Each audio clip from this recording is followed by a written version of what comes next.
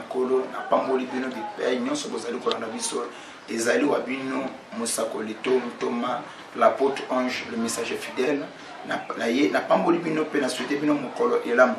le kambo pe message tozali nango ya kokabola na libota na nzambe na mutu nyonso akozwa libako malamu ya kolanda message pe kolanda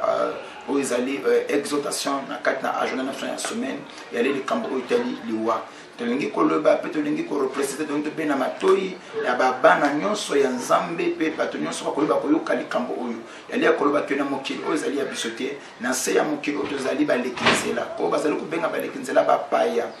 peu importe eloko tokozwa na se ya moi awa tobengami mokolo moko tokoka kosungula yango tokoka kotika yango mais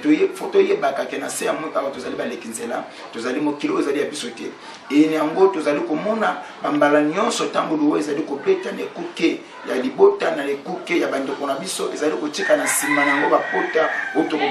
tokoki kokangola tokoki kobikisa te mpe koki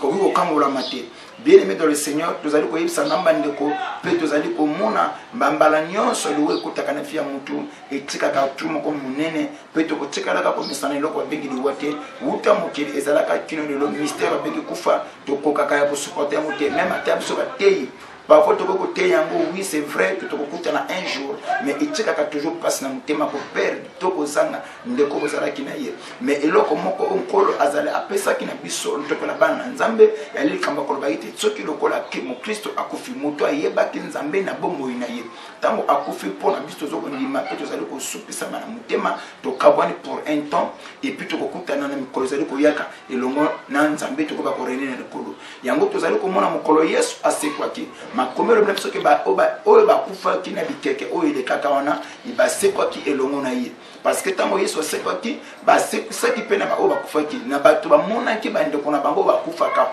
ba les morts en Christ ba ba ki na kosekwa mais mutu na zali kotuna soki na bon moyi na tango zali en bonne santé ozali na bon moyi oyebi nzambe te. Sachez que la Bible nous dit que il est réservé, il est permis à l'homme de vivre une seule fois après quoi vient le jugement. Et que na se ya mo awa nyonso tozali kosala awa toyebaka mo ozumbongo ozwi libala ozwi makambo tozala ngo bosenga toyebaka ka mokili oyo ezali ya biso te tozali balekinzela.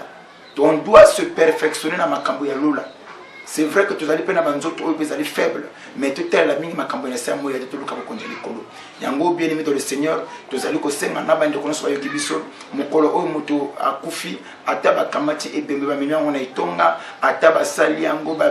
messe nyonso ba kokosala bomo yaseko et kopesa mana mutu wana te parce que nzambe alobaki que lorsque une personne meurt, ses œuvres se les suivent, lorsqu'un païen meurt, ses œuvres se les suivent. Ezoko talisama tango zalaki na bomo ndengeni omemaki bomo ina yo lo ndengeni yobaki na ko se comporter. C'est ainsi otoyi ko pesa ko lendi sa pe ko boni sa bande kono so bazali éprouver bande kono so basiko bongo sa bande ko o bolingaki na mutema soki de ton vivant de leur vivant ba yeba kanzambe to ko kaboni pona mwa tango moko moke na tango ko yakona boko ba suko kutana mais pas mingi tozali ko mona na ba chrétien lelo ngana sambelaka ngana kende église bande kona nga bazana ndako ba yebi nzambe te nazoko sala eloko moko te pona pousser bango ba ko yeba pe nzambe o ngana yebi véritable pile ko lota ba pile ezali na ngoma bet ezali mabe na otali makambo na nzambe véritable pile ya liko bunda de lo tango bande ko bazana bo moyi ko lakisa bango nzela bo moyi mais soki lokola mutu asa kufi to ko lota ba pile ko boma nzoto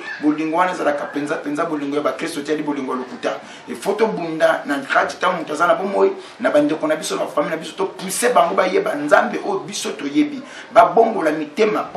parce que so ba bongo li mitema ata ba kufi kuna na lola tokozelo kutana susu pona biso komona kende ko akufana akeka mobembo de l'autre côté kuna tokoba suko kutana yango na kopesa bino ndakisa tela mopakano moko azalaki na bozwi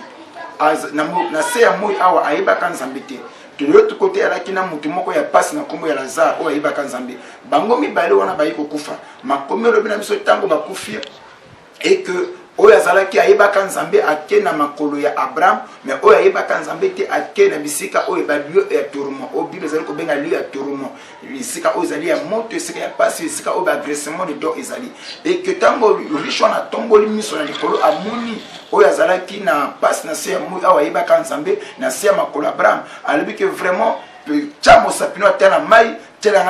parce que côté zali moto nazo kokate et bien aimé dans le Seigneur li solo wana Yesu ne tazali ko pesa li c'est tout parabole wana et li pona ko talisa na biso que après cette vie il y a aussi une autre vie. Donc après la mort, il y a aussi une autre vie. Il n'y a pas que bien aimé dans le Seigneur, c'est à moi, et tant que nous serons les canim, tant que nous converser na Abraham, et jusqu'à ce que cet homme riche a eu qui passe dans mon thème, ce qui n'a pas comme un cambo, autant dans la qui n'a pas mouru. Je devais faire naïe banzambe pour bozunanga et suningate, bozunanga et kangolingate, mon compte n'a pas bon que sauvingate. Nde azali koloba et pas Abraham, na bon delio. Tinda Lazare na ndako na ngai kuna ake ko yebisa na bana o ngana tiki o bazoko bika bomo lokola ngai o bazoko sofieka na bambongo bazoko sofieka na ba gloire o zali ase ya moi ba yeba nzambe puko bachiko yaka kotenga na zali wana nde païen azali ko bondela koko Abraham atinda Lazare na ndako na ye ake ne kote isa bana na ipo bana na ba yaka kote azali te ozoko mona. Donc l'histoire wana faut interpeller ma banzo na biso ba Kristo ya koloba était véritable